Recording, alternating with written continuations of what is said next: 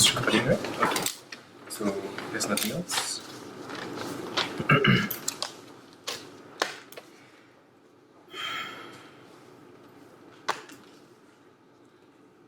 A quick background check on what a post-colonial state actually looks like. It probably looks like a state that has like multiple ethnicities due to the fact that there was probably a lot of like forced immigration, whether it be in and out of the country, whether it be through colonizers settling within these states itself during their colonization. And that's why you have like a lot of ethnicities usually within these states. And also the fact that you probably to an extent you have some like degree of like racism, because the fact of the matter of like post-colonial states is that the colonizer in charge typically would favor like a certain group of a certain race or a certain religion within that country, within that state, leading to more aggression between like each race. There being tension because of them feeling like it's unfair that certain races got like better treatment compared to them then. And these states are typically going to be like developing states, poorer states, due to the fact that, you know, like the resources that they had for themselves were plundered by colonial forces, meaning that they probably are not that rich then in the first place, meaning that these are people who need a lot of protection then in the first place. Now, I'll explain what does this lawmaking actually look like in my argumentation then, which leads into my first principal argumentation about how when you use cultural relativism within your lawmaking processes, it ends up breaking the social contract between a state and its people then. Why is this true? Because first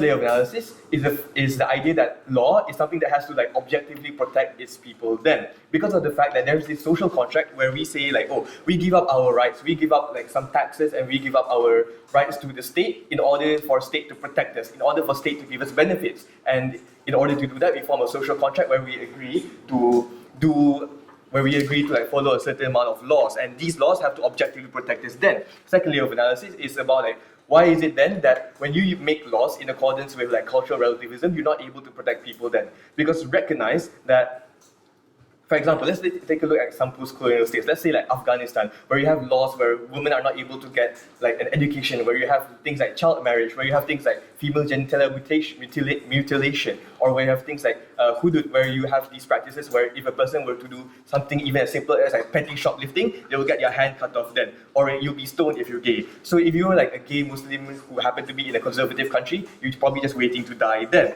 It means that these laws don't actually end up protecting these people, but actually ends up harming them then in the first place. Third layer of analysis is about, okay, if opposition were to say, even if it were to protect like some people in this state, we say that this is still not good enough then, because number one, you still fail the principle of protecting like everyone within that state, and number two, recognizing the fact that these states are typically states where you have like multiple ethnicities, like not everyone's going to be the same religion, not everyone's going to be the same race. It means that you're going to end up like fractioning this population that's already fractioned even more, probably leading to things that we see in a lot of post-colonial states, i.e. things like civil war, or people like just like having a lot of like racial tension with each other, for example, which is not something that we want then. Because what we want under government is to have the best outcome for this post-colonial state to allow them to like prosper then in the future.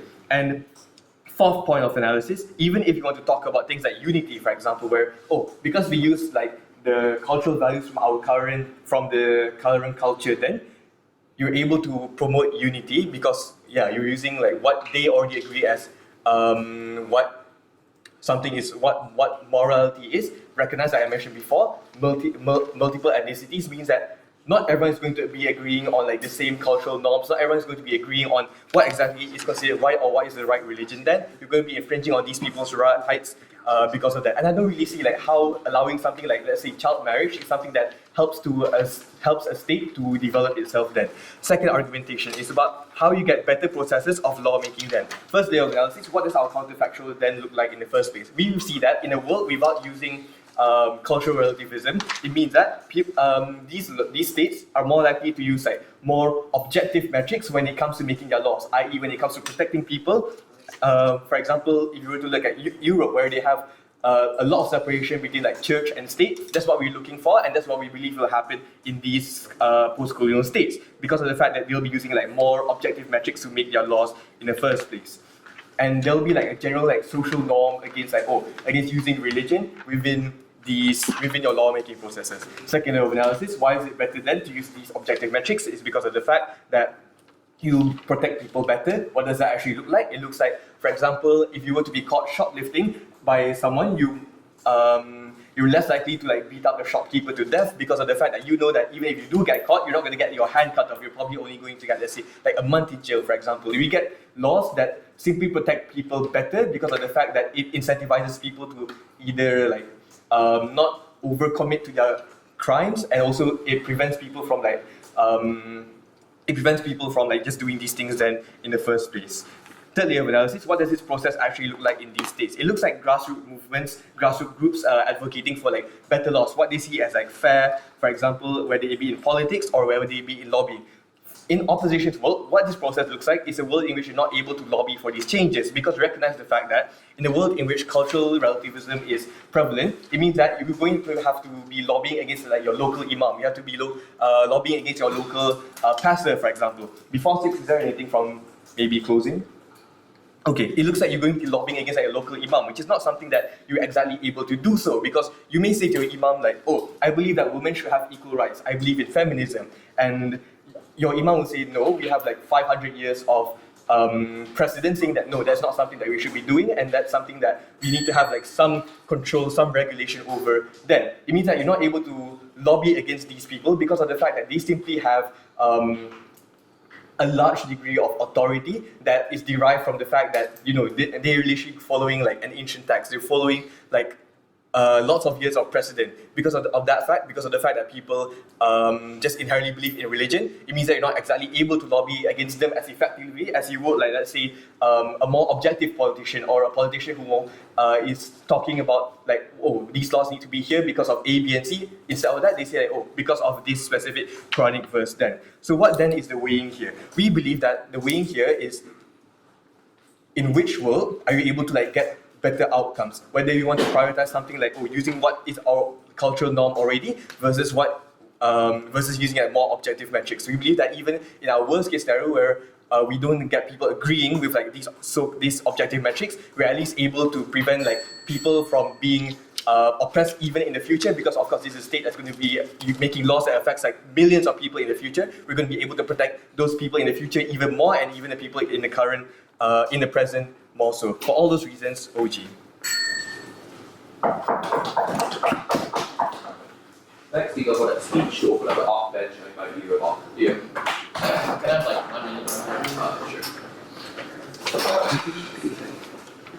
Sure.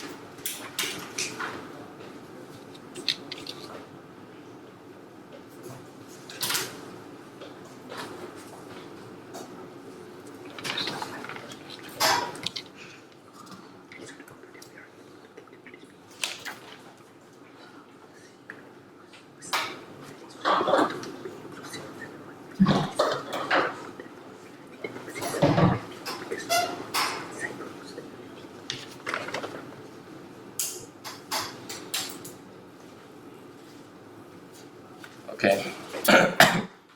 Oh, let me.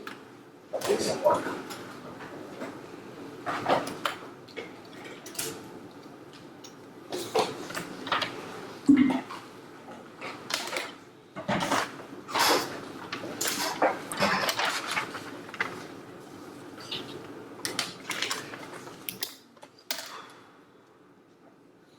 be starting my speech in 3, 2, 1. The formation of a colonial state marks the instance of the imposition of the greatest infringement upon one's right? And this involves the embodiment of the concept of might versus right, which side opposition fundamentally abhors. Now, before we get into our stance and the arguments, let's go through some rebuttals. They say first that the abstinence from the usage of cultural relativism ultimately results in the protection and the unification of people. Here we tell you that people are united by their morality and culture. Here we tell you that people stand behind a united front under these entities, and by imposing an external foreign set of laws, we ultimately dissolve this cultural unity. We ultimately alienate the people further, and that's sort of a world that Gaslight government wants to perpetuate. Second, they say that an objective metrics can be used to form laws. Panel, observe how this is fundamentally a misconceptualization of how morality develops. There is no such thing as an objective metrics, because while we stand here in our position of privilege and think like such thing as child marriage is unjust, observe that natives in their own background have been inculcated or have grown up in their own moral circumstances, and they've developed their own distinct moral senses that is different from our elitist positions, and therefore we cannot say that an objective morality ultimately exists, because it simply does not. On the third point, we say that we also recognize that there's a main flaw, because while it's all good, while it seems all pragmatic and just, they have failed to provide a mechanism as to why people will even be incentivized to conform to a foreign imposition, to foreign set of laws that ultimately seem so foreign and alienated from their own morality that they won't be able to even understand and grasp the concept of it, right? So what is our stance then? We support the use of cultural relativism in post-colonial lawmakings when countries first attain something like independence, right? This allows them to ultimately assimilate, this allows them to ultimately grasp what happens to their country after they've been devastated by the imposition that is colonialism. But second of all, and this is sort of our nuance, is that we don't support its permanent entrenchment. We support it in the first formation of the state, but eventually at some point we also support alterations of the law to conform to a more pragmatic matter of approach that ultimately facilitates the development of such nations. So before we get into the arguments, let us go through some pieces of context. So first, we have to acknowledge that humans are inherently law-abiding creatures, right? We adhere to a fixed code of morality, but the caveat here is that ultimately the morality that we adhere to is a morality or a sense of morality that we are taught when we are young, right? So ultimately a kid who's taught let's say stealing is bad is ultimately going to abstain from stealing because that's a morality he has been indoctrinated, but he doesn't have the intrinsic sense that is bad. It has to be taught, right? So, and also we have to acknowledge that such a fixed code of morality can be eventually changed, but that requires time, and that is a time that we ultimately provide on side opposition and they do not on side government, right? So, and also we have to acknowledge that the most important attribute that binds together as a nation is not ultimately its conformity to a particular set of laws, but rather its ability to be morally flexible and to adhere to whatever laws that is imposed upon it, and to adhere to any changes in the laws in the judicial system that possibly manifest. So before I get to my arguments then, we have to analyze the process by which a post-colonial state develops, right? So first, colonial powers arrive, second, they descend into war, third, they win over the natives, and fourth, they ultimately establish law, and fifth, the state gains independence, right? And in this instance, we see that the influence of the external powers, of foreign powers, persists throughout the state, the process of colonization and eventual formation of and attainment of independence, right? There's still this sense of oppression, there's still this sense of foreign influence that's ultimately unjust, and that is principally bad. So, right, and let's also analyze it from the perspective of a native, right? His homeland's invaded, his friends and families are killed, and then, but we also, and when this state is ultimately formed, the natives you have to acknowledge that the natives is associated only with his norms, right? Only with his culture, only with the morality that characterizes status quo. So now, then how does adhering to ultimately this sense of cultural relativism, why is it principally just, right? It is principally just for a state to take into consideration cultural relativism, because as we have acknowledged, there's no such thing as an objective moral sense, right? So there's no such thing as an objective moral sense, and therefore when you impose a foreign doctrine and expect people to somehow conform to it, that's simply not something that is principally just, right? Because moral correctness is determined by the degree of adherence to the moral doctrine. Moral correctness is ultimately defined by your intent, and not so much on like what moral doctrine you conform to, right? This is a principle embodied within the justice system where people are determined to be bad only when they have an intention to contradict, and not so much when they contradict a law that they are unaware of, right? And that's the world that sort of side government wants to create, right? They want to create a fundamentally unjust world where a foreign doctrine is imposed upon the native people who are unaware of it, and who therefore are going to be like unjustly incarcerated and unjustly devastated simply and precisely because they are unaware. But before I go on here. So how is the doctrine foreign when you're not basing it off of anything like culture or any other law that any other country is making? You're just making it objective in nature, nothing else. We've already told you that there's no such thing as an objective sense, right? So when you're going to develop a nation, when you're going to develop laws that do not conform to cultural relativism, you're going to use your sense of what constitutes objective, and that does not adhere to what the natives construe as ultimately objective, right? So how does this then alienate the natives? We already tell you that this is a very unjust imposition, that this is in and of itself unjust, and that's like principally unarguable because it imposes something foreign and requires them to conform to it. And that is ultimately bad, and at the pragmatic level, it's also bad, simply and precisely because the natives are not going to know why they're even incarcerated, because they don't have time to fully assimilate the rules of law. So the comparative here is that, yes, the comparative here is that you actually take into consideration cultural relativism. The comparative here is that you give people time to assimilate, and you give people then an opportunity to finally assimilate to the environment and thus be aware of the law. So what then is our mechanism to eventually supplant and alter the structure of the laws, right? We tell you that in the initial formation of the state, we're going to use some degree of cultural relativism, and that's going to enable culture to be preserved. And then as people progress, as people realize that, oh, this is the state, we are finally sovereign, that we can come to like alter certain laws to adopt a more pragmatic undertone, and that will ultimately be the best way forward because it's just, firstly because it's just, and secondly because it really and because people then have a legitimate incentive to conform to these laws. They no longer regard it as foreign but something whose utility they are actually aware of, and for all these reasons both side opposition. I think about a speech to further the government here. This is not a grocery store.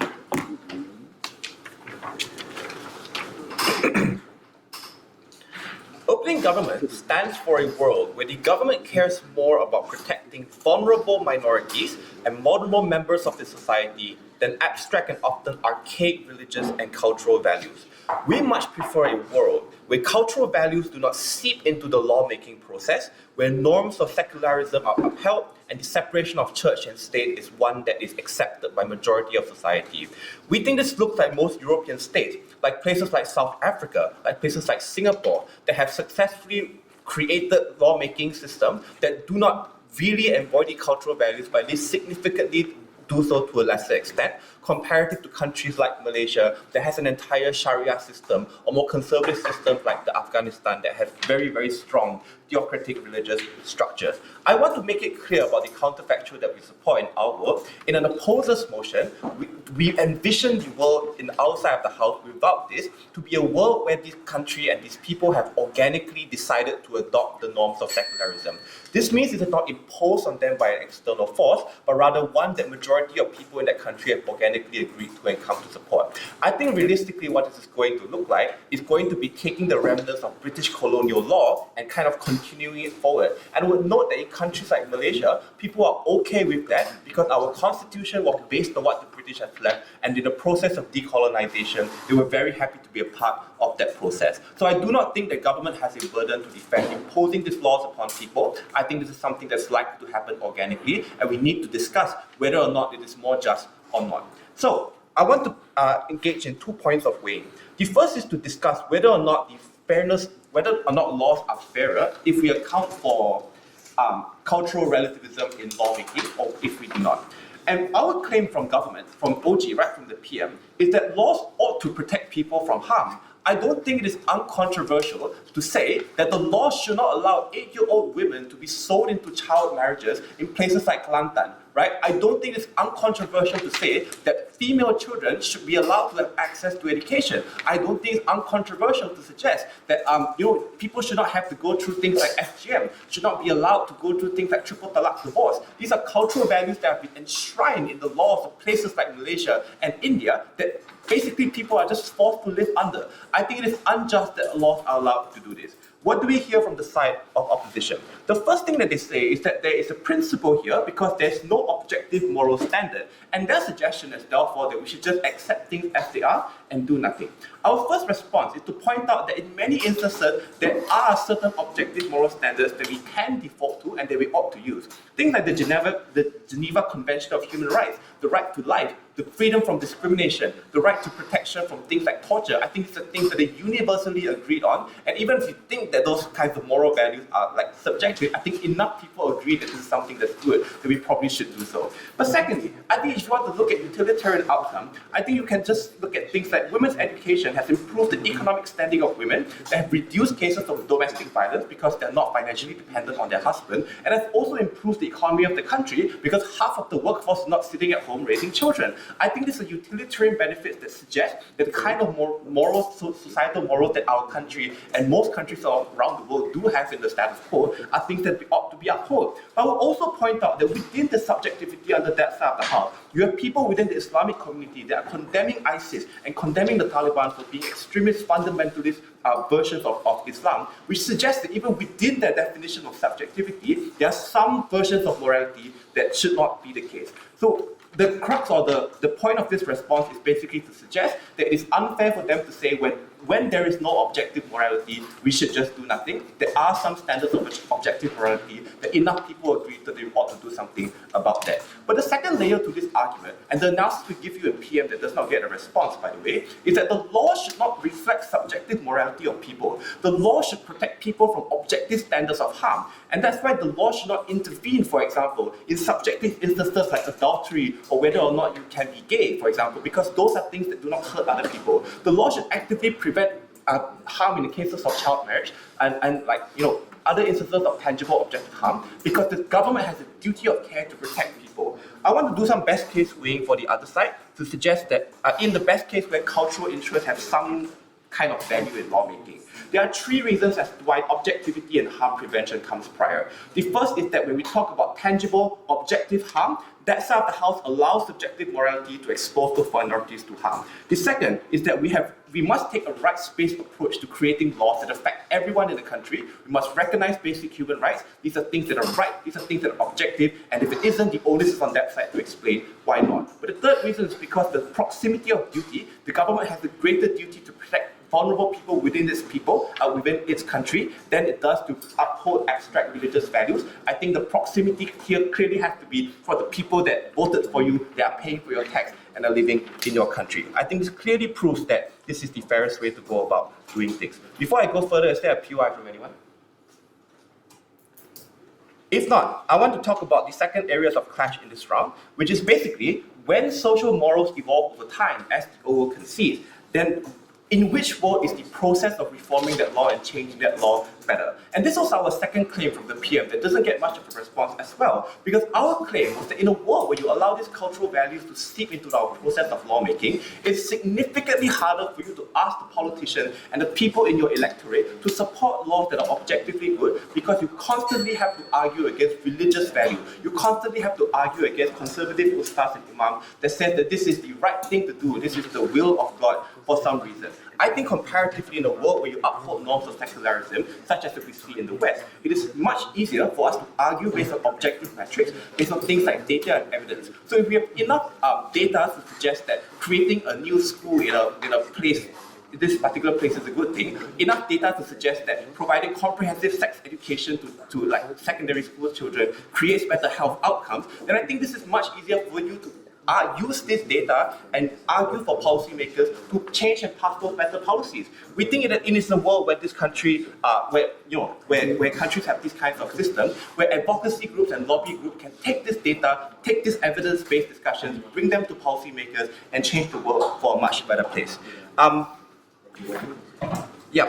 For all those reasons, I think that a world where we don't have cultural revisionism in lawmaking is far more just. and makes it easier for us to reform the system, which creates more utility overall. We're proud to support. Thanks, Igor, for the speech. Wrap up the opening half. I invite you to hear.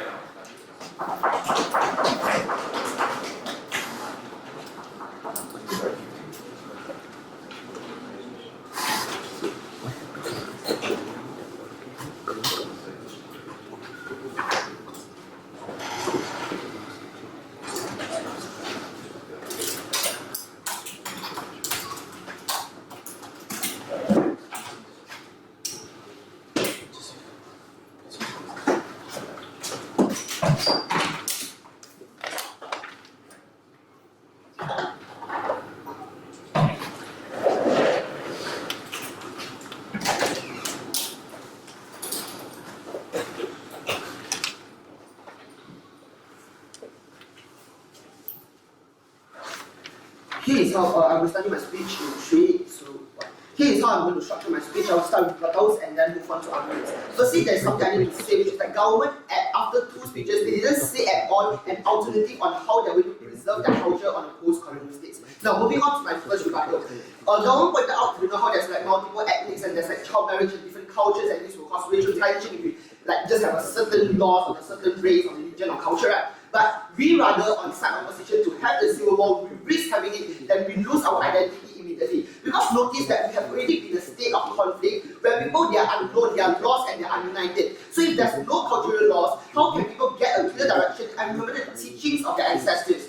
We now need the cultural laws to unite the people, as even things like child marriage can form a common consensus and understanding among the own people themselves, because their ancestors have been practicing it and they understand it, and it's like something, a common topic among the people. It's not like forever that child marriage is going to be legal, because it's only going to be a short-term thing that we are going to imply once we gain independence from the colonizers, and this thing is going to be legal only for a short time, and slowly this is to just solve an urgent issue, which is to unite people, and when things slowly rejected, stabilize, right? You may make child marriage illegal slowly, as such things require time. For example, we can have things like education to slowly educate the younger generations on the disadvantages and the flaws of child marriages, but the current generation, that people are lost and are united, you just need something to unite people first. Because if instantly you ban the child marriage, it will only cause people to even more to go on a riot, as you are not allowing them to carry out their own culture. And slowly with education, people will understand and will stop doing child marriage.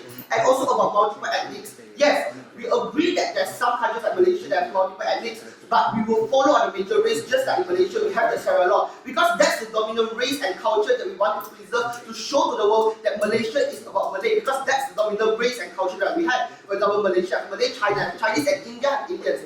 It is this that we're going to preserve and show it to the world, just like this is in Malaysia, we have the official religion, which is Muslim. Now, moving on to the second argument, they pointed out, how laws are imposed organically, and people volunteer to conform to it. But in actuality, right, how is law imposed? They're imposed by the parliament, and the people agree to the laws that are going to be imposed. They didn't. And how you know that people won't go to the riot? Because you didn't ask about the people. People value their culture, and they want independence at the very first place to be able to celebrate their own culture. And just now, Gawar pointed out, how there's objective morality, but actually there is an elitist view where moral sense is developed culturally. In your case, you chose this topic of cultural relativism now but not later. Can you explain how you're able to do this when law is inherently built on precedent? Sorry? Can you explain how you're able to have cultural relativism now and not later when law is something that's inherently built on precedent? Because slowly on, people will start to understand that child marriage is not something there, because they are going to have an education system that slowly educate people, and education system requires time. But now what you need is for people to allow them to preserve their own culture, to carry out their own culture, like I explained just now, so that people can actually be united, and instead of going on riot, because you just suddenly, once they get independence, then you just ban child marriage as a whole, right? Now, moving on to my arguments, which is about cultural preservation. In a post-colonial state, for example, the British, they came to Malaysia, they took over our land, and they influenced our culture, and they westernized our land, and it causes us to lose our identity. Now, what is our identity and our culture important? Because it allows us to be unique, it allows us to be distinct, and notice in a post-colonial state, we are usually like small countries like Malaysia, like Singapore, and our identity is really much unknown by the world, and we are not like USA that already has power in the world. So now, once we get post-colonial, what we want, we need to let the world know about our own unicity, we need to let people know about us, instead of just being a copycat, like a zombie, following whatever USA does, right? Now, this country, we must have our own identity to influence even other nations, to let people know about our own specialty. Because if not, those countries like USA, they will become too powerful because they will just start to influence their culture to the whole entire world, and the whole entire world will just be dominated by them. There's no differences and distinct among the people. And this is just a principally justified argument, having the moral grounds to use cultural relativism. Because notice that we can continue to spread culture through education, etc. But this is a long-term thing. For example, you need to educate the young generation,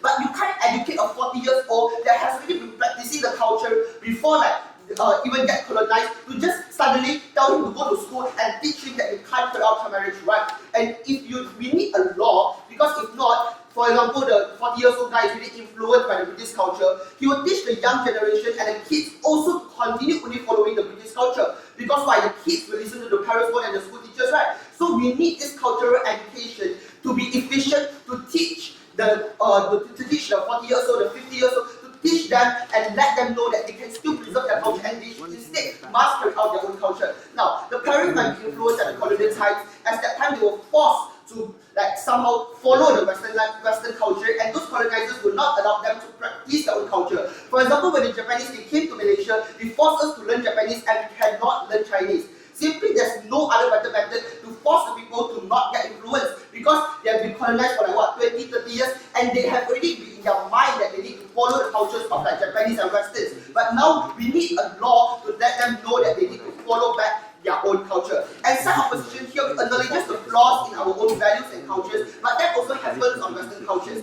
There's simply no culture that is perfect in this world, but rather there is a urge, there is a need that we need to follow our own traditions, as that's what our ancestors have been building up for generations.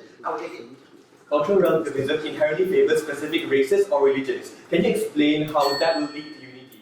Because I explained that in Malaysia, what we want to spread to the world is about our own Malay culture, is our Muslim. If we want to spread China and Chinese and Indian, then let India do it, let China do it. What we want to do in Malaysia, we want to spread Malay culture to the world. Not that we are going to spread every single culture, because that's the majority. You must make a sacrifice on a certain people, right?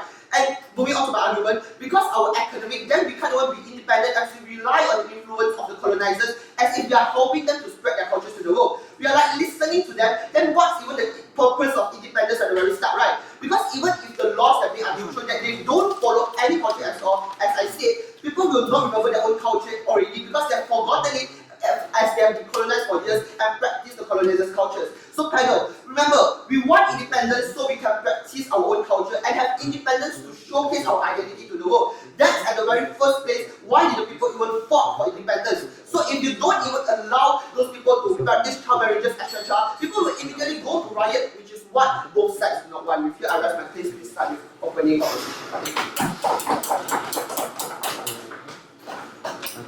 Next speaker for the speech to open up closing house and invite the program.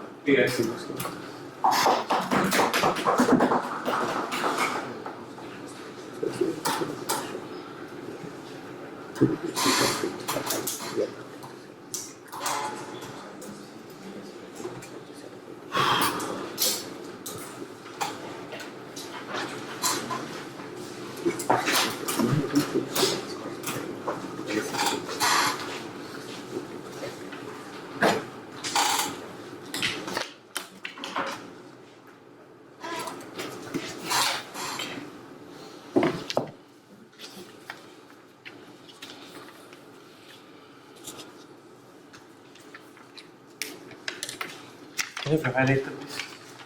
Oh, it meant to.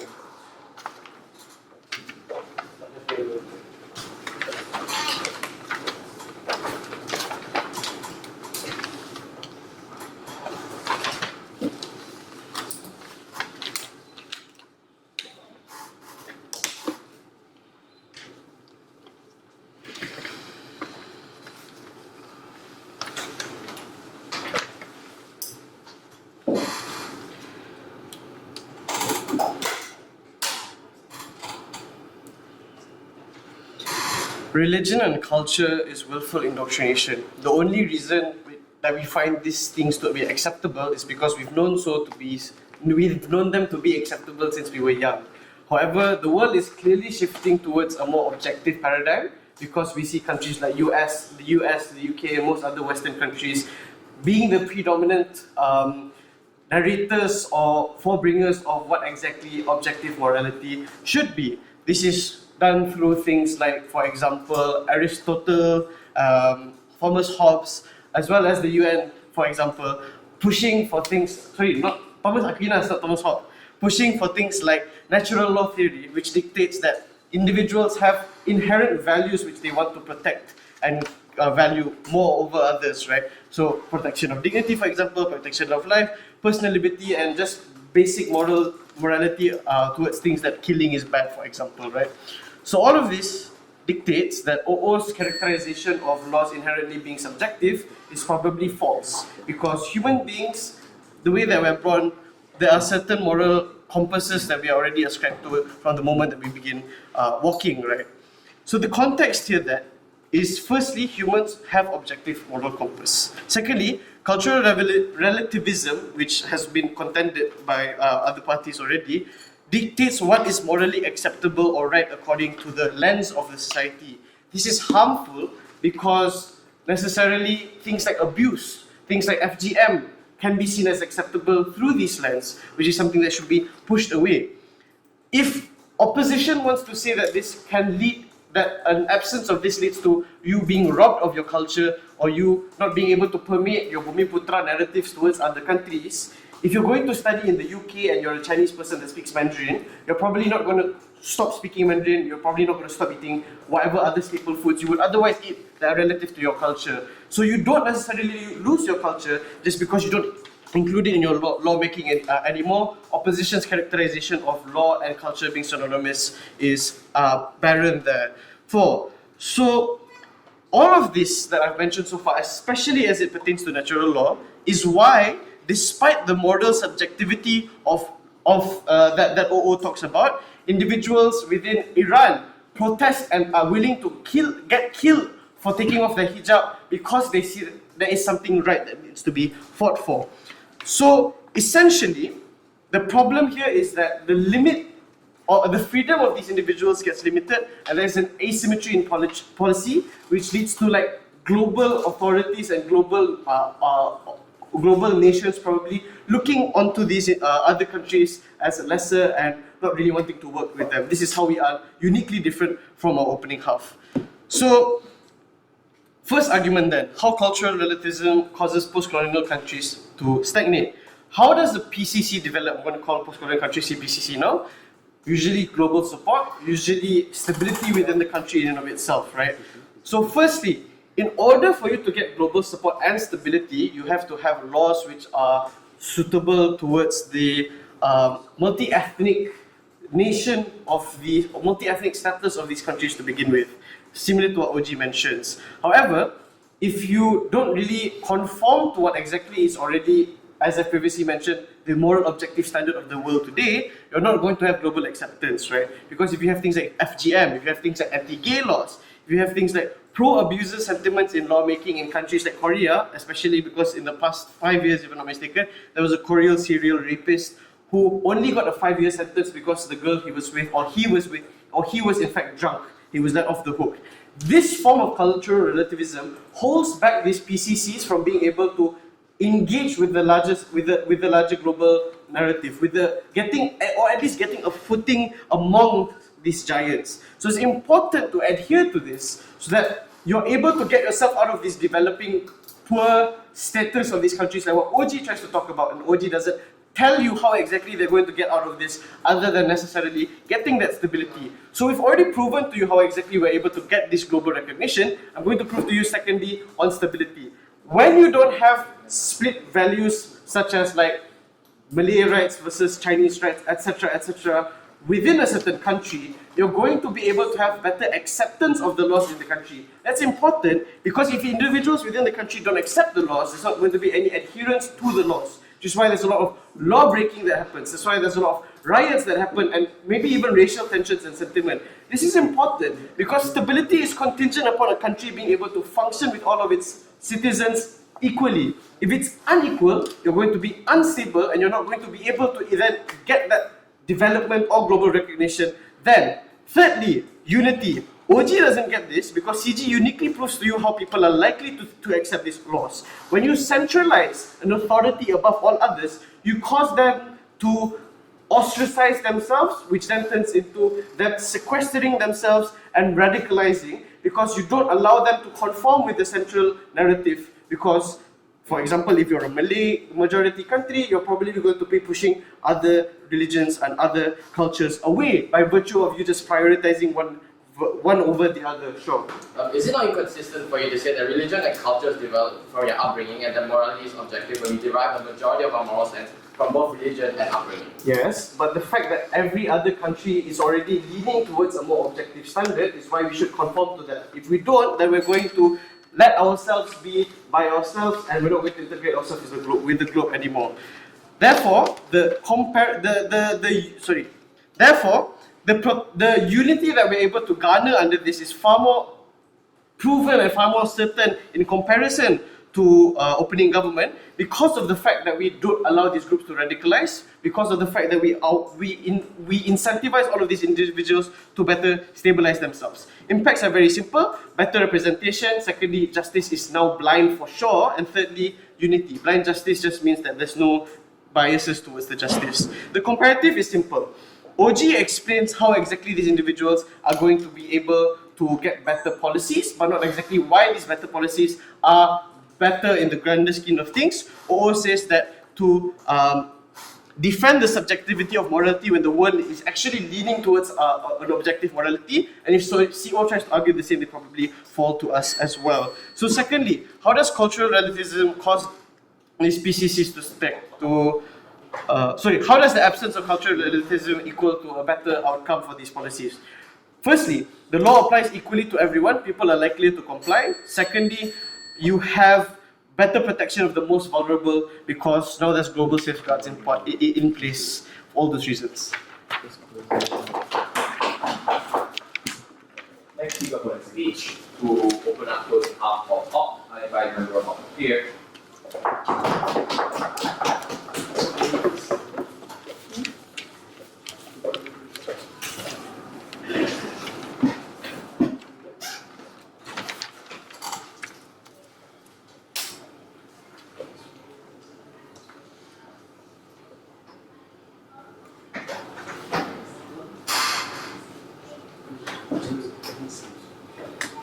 Starting my speech in 3, 2, 1.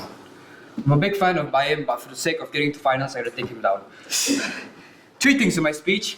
1, my rebuttals for side government. 2, proper clarification of what these post-colonial laws should look like. And 3, how do we weigh over side opposition? First off, my rebuttals. Side government talks to you about the idea of social contract. Understand that this already happens on both worlds. It already happens on both worlds. Understand when the idea of social contract already happens, this is where, especially on the government's end, they have to actually protect these people that are already within the social contract. Now the government is already obligated to protect these people because understand that the whole idea within social contract in and of itself is the idea that these people who subject them towards this idea of social contract, they don't consent to it, and when they don't consent to it, they trust that the government actually protects them. They trust that the government actually guides them, which understands that is something that government side has to actually fundamentally prove. But that is the one thing that you don't actually see them actually prove. But on our end, our model, we take into account all races. We tell you that how do we actually be charitable and be able to cater all of the minorities and whatnot. CG tells you that war is going to happen. This is exactly why you need buy-in in terms of unity, which doesn't exactly happen within the government. CG was being pretty much uncharitable by saying that the Iran and Afghanistan conflict, where understand that it is not a working democracy, but it works within the dictatorship, within the oppressive powers of that dictatorship. So, give me a sec. So how does this law look like in our world? How does this law actually look like in our world? Understand that the government is already trusted to be the main person in charge. They need to garner buy-in to be able to get that form of power, to be able to give laws to be assimilated to by these people from this post-colonial background. 2, allows discussion of different people from different communities, from different indigenous tribes. you understand within like the idea of like discussion, you have to take account. You have to take consideration of everything, of everyone from different multiracial, like post-colonial and whatnot. So Gulf side can't literally achieve this because things within like the with like things with the reason that I'll tell you afterwards. So 3, you can't change the imam's view. Understand that there is always going to be opposition who will always fight for it. What happens on our side, on the other hand, on the comparative, organic growth actually like happens within the laws that we are within the laws that we are going to garner for change. Yeah. So how does this actually look like in our world? This looks like the Kelantan practicing their sharia laws. This looks like the Muslim has like Muslim court and whatnot. This looks like Hindus that are allowed to celebrate Deepavali. So these are actual like representation or actual like examples within the status quo in and of itself. So understand that on our side we support the cultural relativism of like the post-colonial. So understand that this happens this happens after war itself, post-war. So the country is following the westernization law. So they see this as like a social buy-in in terms of like, basically what I'm trying to say is that they view this in a form of like westernization. They are more likely to like not be approximate to this. And when they're not approximate to this, they are more likely to like disobey this form of law because they don't see any proximity to it. So hence they see it as like something stupid. Keep checking. Yeah. So what do we want to achieve in the end of the day, and how do we weigh overall, and in terms of both feasibility and in terms of scale? 2 things: better laws to be inclusive, and how are we able to garner buy-in on our side? So before that, we have to understand why westernization laws are bad within the status quo. Understand that laws are not like the laws being made here are not equal. Understand that when you protect the majority, you are not in favor of the minority that you are supposed to protect. The government who are supposed to guide them and protect them is not really in their favor within the status quo. They always protect the superiority of the white. Understand that when like I previously mentioned, now you're not really in the favor of the minority. This can be seen as like in a form of inequality. Once the perception of inequality exists, there is like discrimination on the ground to exist towards the minority groups and whatnot. So a lot of these laws push back towards the minority. They get impeded. When they get impeded, they get fragmentized. When they get fragmentized, they get segregated. Now once they get segregated, that whole idea of like being united is not there. And when they're not united, they're easily manipulated. The idea of like what it is to be a post-colonial is not there within the status quo. And now they're manipulated. Now they're easily to be indoctrinated and whatnot. So they now lose like the inherent value of like their traditional value. Now they have to conform to the westernization law that is being imposed towards them. They lose the heritage value. They lose that national identity that makes them who they are. Understand that a lot of like this traditional value get lost within the westernized ideology. It is important to understand that there's a reason why you have to differentiate yourself within like the westernization ideology. No. Okay. No, hold on. After this. Actually, yeah. Yeah, so I see we see countries in Singapore that support the rule of law and secularism that actually doing pretty well.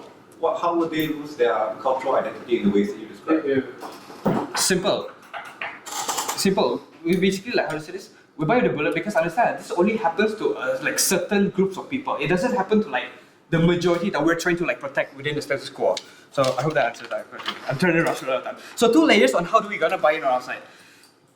First, how are we able to protect the minority? First, we have to concede that both ideologies of the westernization and religion don't really protect the minority as women, the blacks, and all the minorities and whatnot. So why is this true? Religious values are constantly changing. It is particularly subjective, but it is all constantly what the main point is that it is particularly evolving, and you can't always like dictate to it however you want. Understand that the acceptance is always lenient. What is better on our side? Women are able to find empowerment. This is better on our side. They see this as a form of unity. They see this as something like there is someone out there who relates to you. This enables them to actually find solace within their lives. Laws and religious values are more approximate to them. Now they actually can connect within like the personal level. So layer 2, why collaboration actually matters? Why do we actually promote unity on our side? Understand that these people are actually from wars. They are post-war. They want unity. They want to get out of the oppressors. This looks like the blacks being oppressed by the white and finding like solace and whatnot from the other blacks. we actually promote discussion. This means ethnic groups coming together and say whatever they want.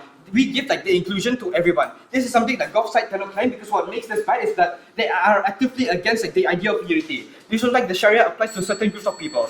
With all the reasons above, proud to oppose.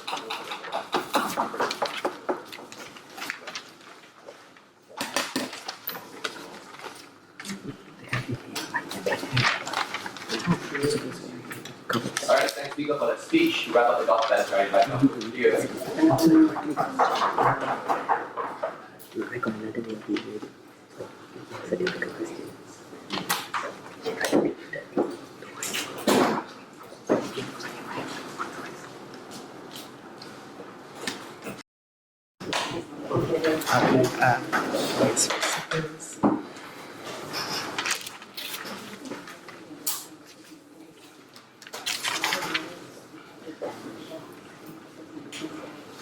Alright, starting my speech in 3, 2, 1. Let's take a look at what everyone here has to say to us. Right? I think a few things that have been missed out is understand that this debate strictly happens within a contingent of after post-war colonialization. So that means how are you able to go about within making those laws, whether or not to go with OG's side, we're having a circular reinstatement of the law, which Fitz already proven to you why is this far more bad, or more often or not going with OO side, where you just have that cultural inherent value and then it suddenly change into circular, which I will prove to you why it will never happen in the first place, right? But let's take a look at CJ and what CJ talked to us. CJ talked to us about all this other form of stuff, why you can still get that form of cultural value, and you still can get that form of cultural value elsewhere. He tell you why this will not happen, right? This will not happen due to the very fact that a lot of the things within that law will now be some form of attempt of westernization that would be seen towards the Western world, right? So the point in which where you have a certain westernization that inherently puts you at par with your own cultural value is the point in which you lose that form of national identity that is existing, right? And when we're talking about laws, these are things that are within the parliament that relates to the constitution of the country itself, right? So the point in which where you have that form of westernization within your law, this is when you lose out to the very inherent investment that CG wants to talk to you about. This is when you lose out investment to like China, because they see you as another attempt of a USA power, soft power form of westernization that is already existing. You don't get that form of investment from China in and of itself. This is why Fitz proved to you why it is so important for us to have that form of cultural identification, because it sets us apart from each and every country that allows us to garner that form of foreign investment that is going to be coming in within our side, right? And we tell you that this global infrastructure happens better on our side, on CO, right? And let's take a look at OG, right? And merely addressing the POI that TJ said. TJ said that, look, in places like Singapore, circular form of laws happen. 3 things why it happens in Singapore and not other form of world. Number 1, Singapore is an island. Number 2, it's such a small country that consists of very little people, right? When we talk about post-colonial countries, in countries like Malaysia, these are countries that are huge, that consist of many different form of races and a lot of indigenous tribes that needs to be catered for, right? These are all the people that you need to be able to garner that form of buy-in in order for these people to trust you as a government. Understand, because you're from a post-colonial war, that means that you're more likely or not want to get out of your oppressive state. You more likely want to get, because you've been so oppressed by the westernized oppressors, which more likely means you want to move away from this westernization that is already happening. This is when your cultural value inherently promotes that form of empowerment that is already going to be existing within your form of people, and better unity that happens on outside the house, which is when you garner that form of buy-in that's more likely to happen, right? Number two, OG talks to you about how the idea of their whole idea case is to have a Europe form of representation. Why it works in Europe, right? Understand that a majority of the Europe consists of almost the same race, right? There's the mere fact that the majority of this Europe was colonized by Hitler itself, where they shared almost all of the same values, right? The problem with Malaysia and countries like Malaysia is all of these Europe countries are the ones that colonize Malaysia. That means we take into account a lot of cultures from different places, like in India or like somewhere in Indonesia or China and Japan, that comes into here. So we're integrated with so many different races that needs to be catered for. And because these are the people that will then soon second, third generations that are going to be born in this country that deserve the right for them to be able to still go out with their cultural value. But before, I'll take one from opening. Yeah. Okay, so assuming we believe everything that you say about unity, you still have to explain why the law ought to prioritize those things as compared to the tangible objective harm that we've proven in OG. I think the idea is simple, right? The objective harm is very subjective, different depending on different states, right? A lot of people are born with different values and grown up in different countries with different values, right? People in Malaysia are more likely to beat their child in order to discipline them, as opposed to people in westernized countries would rather use a more soft-spoken approach in order to discipline their child, right? We tell you that different countries have different rules and regulation, and the point in which OG tried to push to you how every country deserves that very form of basic human right. We tell you that while that is necessarily true, it's harder for countries who are just like India to achieve this very form of basic right. For example, proper hygiene, where it's so compact within this form of people, it's so compact within these countries, and people are going between each other because they are so overpopularized, or they were overpopulated. This is why access to this form of basic human right, number one, is inaccessible towards countries like this, and therefore we need this form of cultural value. Therefore, the other alternative is this form of cultural values that allows these countries to flourish within their own spectrum, right, as opposed to conforming to a westernized European structure that would, at the end of the day, it just hurts more and more people. Is the point in which where in OG, like, if you're not hygienic, is you punish the people more because they are unable to access that basic proper form of hygiene within the long run, right? Are you Melson because of the Malaysian constitution or because your parents gave birth to you in agriculture and other things as well? I'm Melson because of the Malaysian constitution that allows me to stay here, right? Therefore, I still get my right. I still get my right to, as a basic Christian, to practice my Christianity here. I still get my rights to celebrate Christmas in of it itself, right? I still get my holiday for Christmas, right? As opposed to a secular laws, which means that more often or not, like what Fitz said, you cater towards the majority. It means you're more likely or not, when you talk about westernization, is the idea of having white people ahead in power. More likely means I lose, if I'm a Christian, okay, let's say, for example, if I'm a Muslim, I lose out to my holiday. This allows me to continue celebrating my religion in the long run, to disallow me from properly inherently promoting my cultural values or going into my cultural values. We tell you that even in the worst case scenario on your side, even if it's minimum, you still lose out to that cultural value, and that cultural value is far more important in order for us as a country to be put up on a pedestal, right? So what have we talked to you about, right? We talked to you about a lot of different things that tells you that how we are able to achieve this form of buy-in at the end of the day, how we're able to garner the support of the citizens so that we are able to protect a lot of these minorities when we take into discussion of what each and individual tribe wants, right? As in our side of the house, it's more likely what we see in Malaysia today, where you allow Kelantanese people to really practice their sharia law, where you allow the Muslim to have their own Muslim court, and then the non-Muslims to have their own non-Muslim courts, and we separate the halal and non-halal section. And this is more likely what a world that is better approximate to the people, that allows us as a nation to grow. And this is why we're more likely. This is why it's more likely better to work than Thank you. Alright, thank you for the speech and all speakers for accepting speeches. This is going to mark the end of the semi-final. So you're going to talk to Louixyuen and everyone in the hall.